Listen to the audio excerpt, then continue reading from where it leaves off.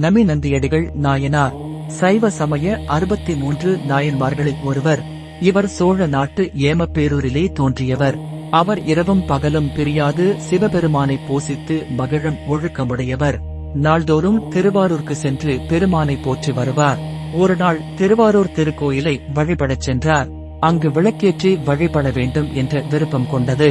அப்பொழுது மாலை காலம் ஆனமையால் தம்மூருக்கு சென்று எண்ணெய் எடுத்து வர முடியாது என எண்ணி திருவாரூரிலேயே ஒரு வீட்டிற்கு சென்று விளக்கிற்கு எண்ணெய் வேண்டினார்.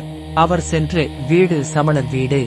அங்குள்ள சமணர்கள் நமிநந்தியடிகளை நோக்கி, கையிலே ஒளிவிட்டு விளங்கும் தீயினை ஏந்திய உங்கள் இறைவனுக்கு விளக்கு தேவையற்றது. நெய் இங்கு இல்லை. விளக்கெரிப்பீராயின் நீரை அள்ளி எரிப்பீராக என்றனர்.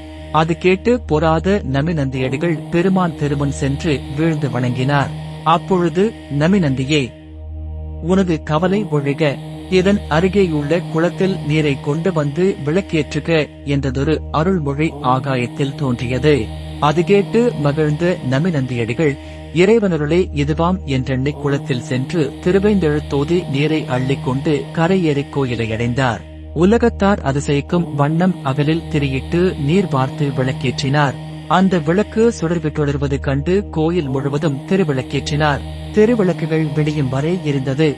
இந்த நிகழ்வுக்கு பிறகு திருவாரூர் திருநீற்றின் பெருமை பெற்று விளங்கியது.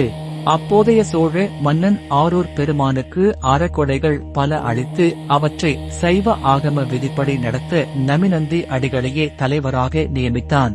நமிநந்தியடிகள் நாள் பூசைகளுடன் பங்குனி உத்தர பெருவிழாவை சிறப்புற செய்வதற்கு உறுதுணையாக விளங்கினார். இதுபோல ஆன்மீக தகவலுக்கு இந்த சேனலை சப்ஸ்கிரைப் செய்திடுங்கள். நன்றி.